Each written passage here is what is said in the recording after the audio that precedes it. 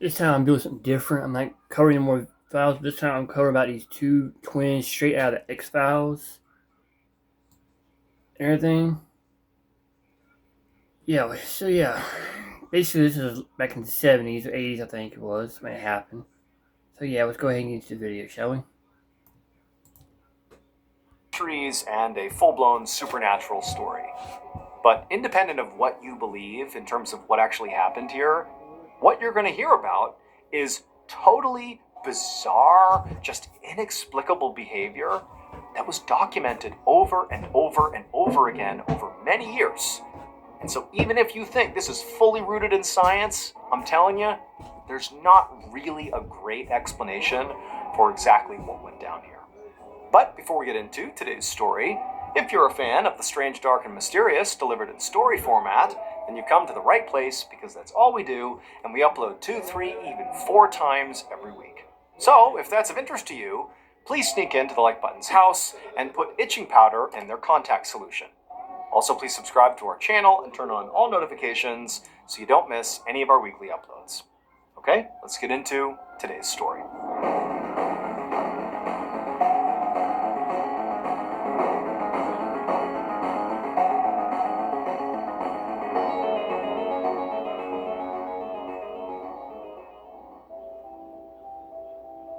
One afternoon in September of 1951, a 53-year-old father named Adolphus Eller carried a large cardboard box from his car toward a boarding house in the city of Winston-Salem, North Carolina.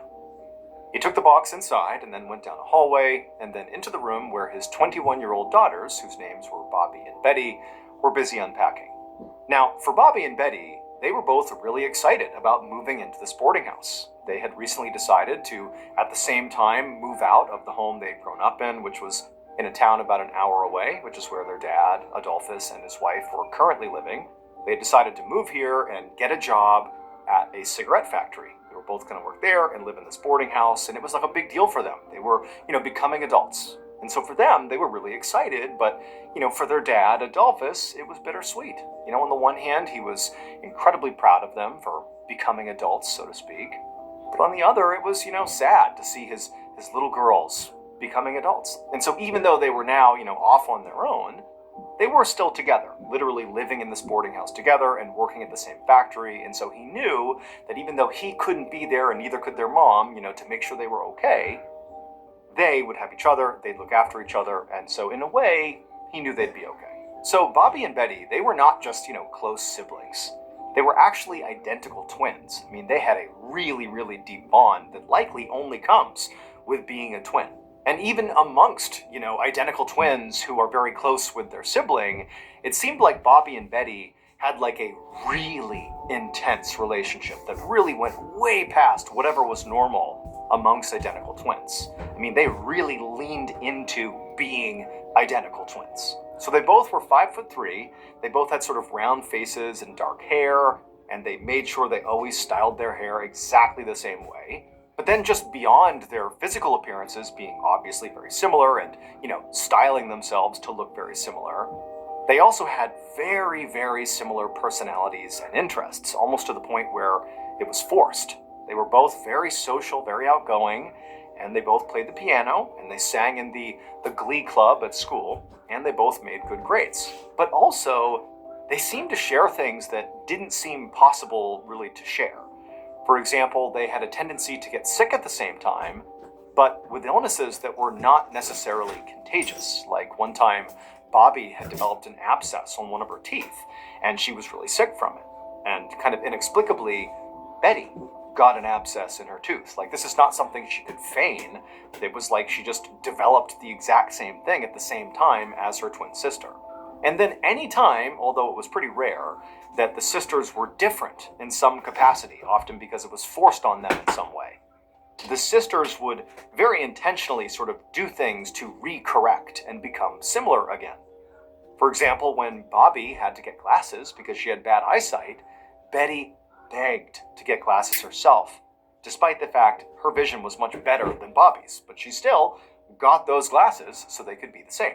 And now, their big move out of the house involved getting the exact same job at the same factory and living in the same room in the boarding house. And so it really was just a continuation of the same behavior they had always exhibited. Now, there was a part of Adolphus and also his wife that, secretly hoped that Bobby and Betty might eventually become more independent of each other. Like, that seemed like the healthy route for them to eventually take. But as he set down the last box of their things on the floor and looked at his daughters, who had the same identical excited smiles on, he actually found himself feeling grateful that they were kind of taking this leap in tandem like they always would. He just felt like, you know what, I just feel like this is a good intermediary step. Let them be dependent on each other for now. It's a good bridge into adulthood. So eventually, after a few minutes, Adolphus said, okay, I'm going to take off now. Best of luck, I love you. Be in touch whenever you need to. And then he left and he headed back home. 2 years later, Adolphus set the dining room table while his wife finished cooking in the kitchen inside of their home in the small town of Pearl-Lear, North Carolina. And Adolphus had just put down the last dinner plate when he heard a knock at the front door. And right away, he felt so excited because he knew that, it's the weekend and my daughters always come to visit me every weekend. That's them. Bobby and Betty are here. They're here for dinner. They're going to stay for the weekend. And Adolphus and his wife, they really cherished their time with their daughters ever since they had left to go to the factory. So Adolphus, very excitedly, heads to the door and he opens it up and he's really surprised at what he sees. It was Bobby, but Betty wasn't there. And when he said, where's Betty? Is she in the car? Bobby said, no. And also Adolphus took stock of the fact that Bobby had some luggage with her, and she looked really sad, depressed almost. And he said, Bobby, what's going on? And she said, I hated my job at the factory. I hated it, so I just quit, and I'm coming home. Betty, she doesn't hate her job. She's going to stay. She's going to keep working at the factory and continue to live out there. And for Adolphus, this really is a huge shift in their behavior. This is not something that these twins ever really did. They did basically everything together. Even if one didn't necessarily want to do the thing the other was interested in, they would often just do the same things, again, to sort of mimic each other and be similar and just do everything the same. And so the idea that, they're doing such drastically different things, one coming home and leaving the job, the other continuing to live out on her own, was just a huge departure. And then on top of that, Adolphus said to Bobby, he's like, okay, well, of course you can stay here. Of course you can come home. But where's Betty? Is she going to be here for the weekend? Is she going to come home and visit with you? She can keep working there, but is she visiting this weekend? And Bobby was like, no, she's going to stay. She's actually not coming home this weekend. She's decided to stay. And so again, it just felt like, what's going on here for Adolphus and his wife? This is a crazy big shift. But, very quickly Adolphus said, look, just come on in, have dinner, get situated, we'll talk about this, we'll figure out, what your next steps need to be, but of course you can stay here and everything will be fine. And so Bobby, she picked her stuff up, she came inside, but then she quickly said she was not hungry and did not want to eat with them. And then she just went up to her bedroom, brought her stuff inside the room, shut the door, and didn't come out again.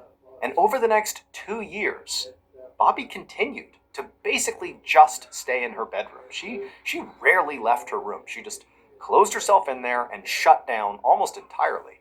She never talked to her parents about really why she left the factory or what she hated so much about the job that forced her to quit. She didn't talk about anything. She didn't reconnect with old friends or seek out new ones. In fact, she became incredibly introverted. Whereas before, when she and her sister were both living under this roof, they both were very extroverted. They were always out doing social things. And now, Bobby is like a recluse in the room. She also was not showing any sign of making moves to change her current situation. She wasn't seeking a job. She wasn't looking for new opportunities. It was like she sort of had just declined to the point where she just was going to stay in her bedroom in perpetuity. But over the course of those 2 years that Bobby was home, there were several moments where she would sort of snap back and be herself again. The sort of extroverted, happy, social, normal version of Bobby that her parents were used to. And that was when Betty would come home from the factory to visit on the weekends. It was like when Betty walked in the door, Bobby became reanimated and became her old self. And the two just immediately fell into rhythm as if no time had passed, like there's no ill will towards each other about the fact that they're not working at the factory or living together anymore. It was like everything went back to normal. And then Betty would leave to go back to the factory, and Bobby would go back to her room and shut the door. And so for Adolphus and his wife, part of them had always hoped that these two, would eventually separate and kind of learn to live independently. But even though Betty, who was staying out at the factory and living on her own, appeared basically to be doing okay on her own, it just seems sort of obvious that Bobby was just completely falling apart without her sister. She was utterly dependent on her. I mean, it was so clear.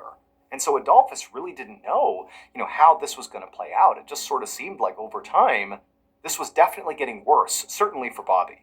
But around the time that Adolphus and his wife are sort of trying to figure this out, what to do about Bobby, 2 years in to her being home, right around that same time frame, so 2 years in, Betty sort of inexplicably came home one Friday and said, you know what, I quit the factory too, and I'm going to live here as well. And in a weird way, Adolphus and his wife were relieved because it meant that realistically the daughters would almost certainly fall back in step with each other and return to their normal selves. And really, for Bobby's sake, it seemed like this would be an enormous, plus in her life. I mean, she really was falling apart here, and they had seen how happy she was every time Betty came home to visit over those 2 years. And so there was a relief that Betty was home. But there was also it didn't really make sense that Betty was quitting her job. I mean, really, it seemed like she liked her job. She seemed to be doing well on her own. Adolphus couldn't necessarily prove this, but he believed that ultimately what Betty must be doing here is what she and her sister always did, which is, we will do the same things even if we don't necessarily want to. Like, Betty basically was sacrificing her independent life to come back home and be with her sister and sort of fall into step like they always did. That's what it seemed like. But again, it seemed like the silver lining was, at least our daughters will be normal again. They'll be happy and healthy again. But that is not what happened. Once Betty came back home, she quit the factory, and she and Bobby are now living once again under the same roof.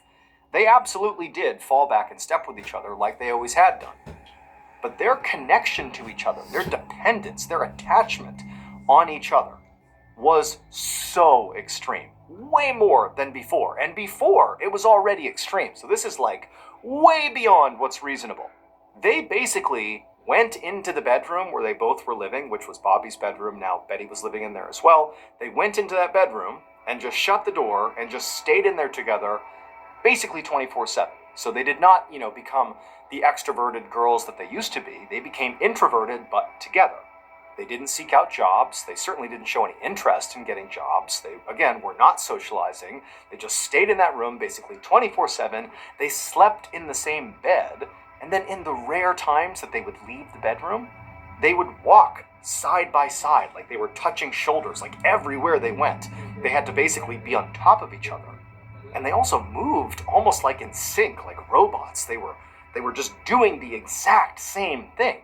And then anywhere they went, they could not separate. Like any room they went to in the house, they were together. Go to the bathroom, they're going together. I mean, everything was together. It was a level of attachment that the parents had never seen before. Now, of course, Adolphus and his wife were concerned about this. They didn't really know even what to call what they were seeing. It just seemed like codependency to a fault. But they were sort of hoping that, eventually the girls would kind of level out again and they'd get their lives back on track, even if they retained that really intense bond. But then it got worse. In addition to basically shutting themselves in this room all the time and, never being apart from each other, they also stopped eating. At first, it just seemed like they were, just not interested in dinner. Adolphus would go up to the bedroom and he'd knock on the door and it would open a crack and both Bobby and Betty's faces would come to the door at the same time, and Adolphus would say, hey, dinner's on the table, do you want to come down to eat? And the girls, without even looking at each other, would say in perfect unison, we're not hungry. And then they would shut the door. And it was like, okay, I guess they just don't want to eat. But then weeks would go by and the girls would just refuse to come out and eat. And so the girls began to lose a considerable amount of weight, like an unhealthy amount of weight. But no matter what Adolphus and his wife did, they just would not eat.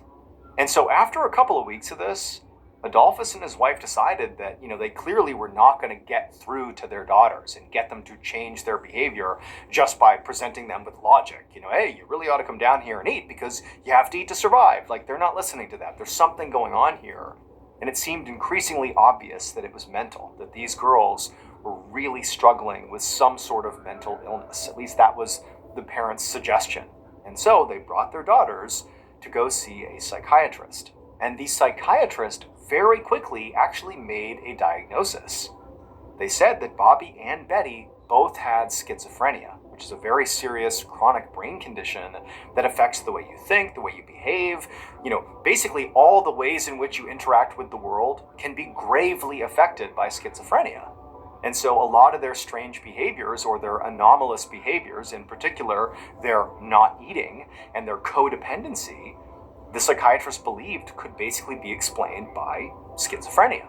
And so ultimately, the psychiatrist prescribed Bobby and Betty some antipsychotic medication and promised Adolphus that if they take these meds, they'd be okay. But even though Adolphus and his wife ensured that Bobby and Betty took their medication exactly as they were supposed to every single day, the twins did not seem to get any better. If anything, they actually continued to get worse. They spent, if anything, more time locked in their bedroom, and they became more frail, and they continued to barely eat, and they also began showing signs of being very paranoid around anybody that was not their other sibling, even their own parents. It was like the only person either Bobby and Betty could be around was the other. They couldn't be around anybody else. They just kind of hid themselves away, basically 24/7. And so pretty quickly, Adolphus came to the realization that these antipsychotic meds are not doing enough, or maybe they're not doing anything at all.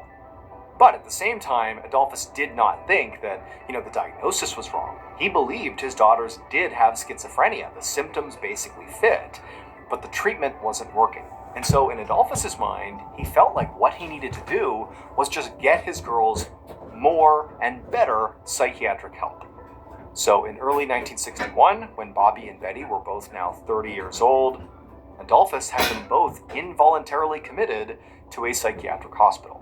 And at first, it seemed like this hospital stay was exactly what the girls needed.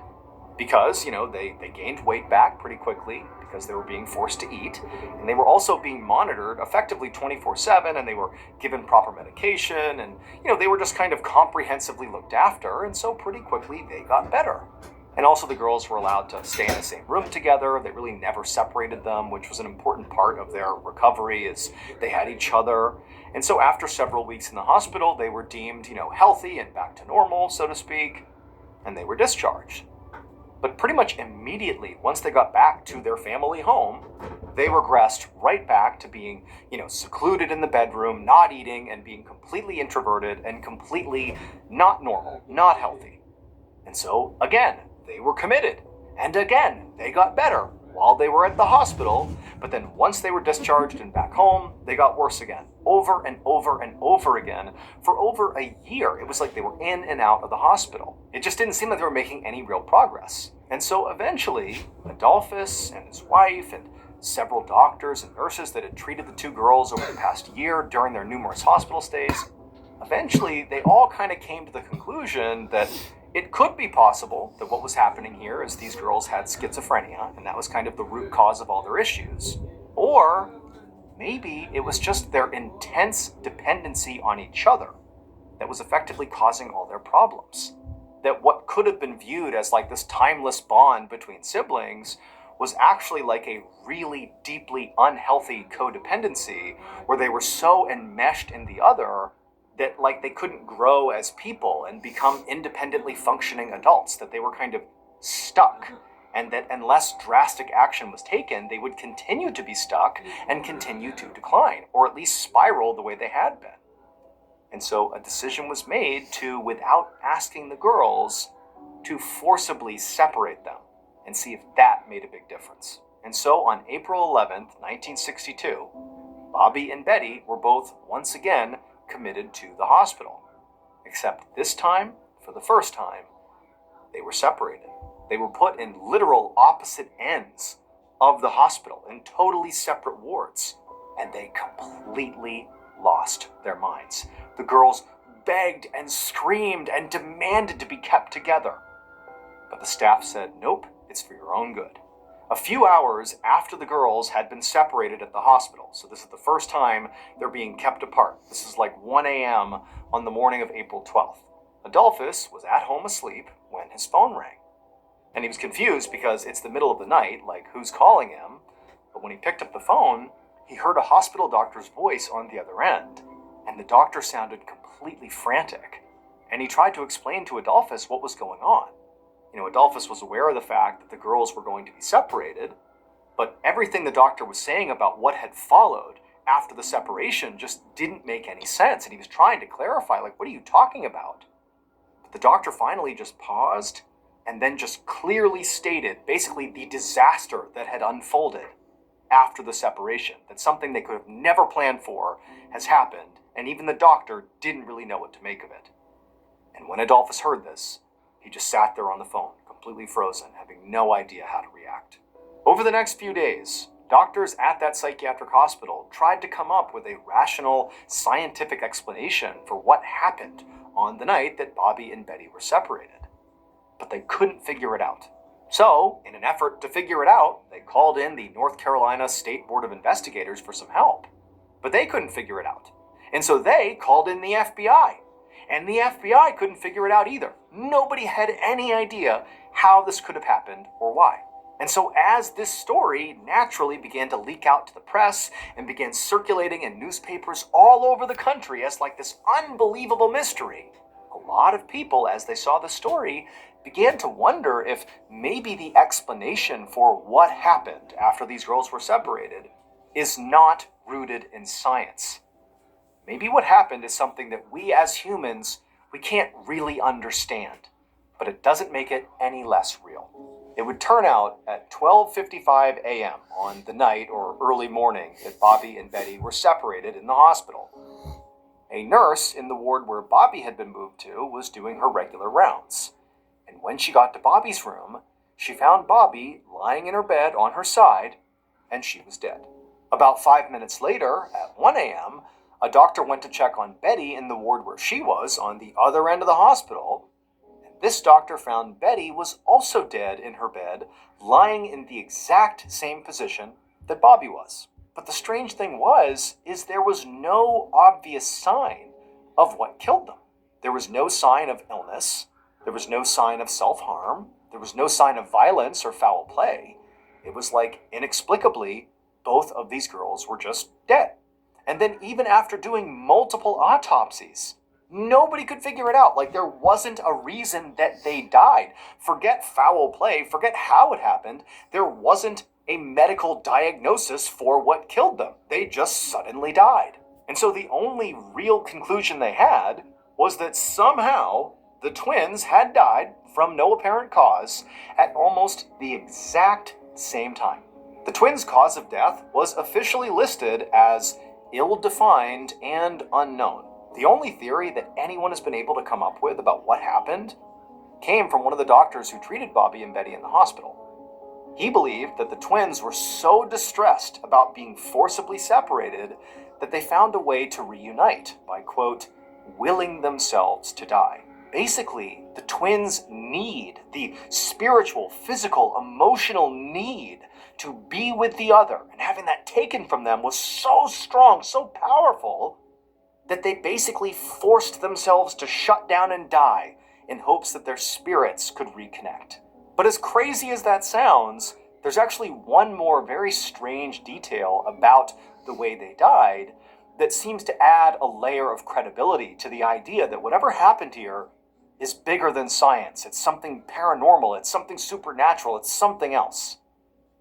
And that was that when they found Bobby and Betty's bodies, just 5 minutes apart from each other on opposite ends of the hospital, they weren't just laying in bed in the same position as the other. No, it seemed like they were positioned sort of awkwardly on their bed.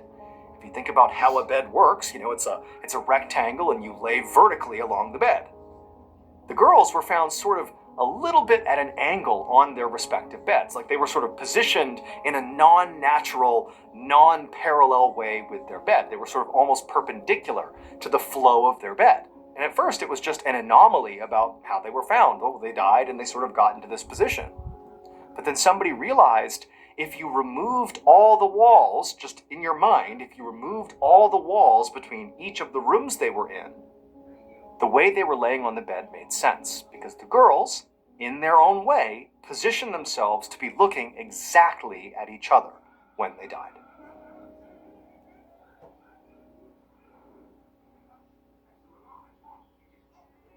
Thank you so much for watching.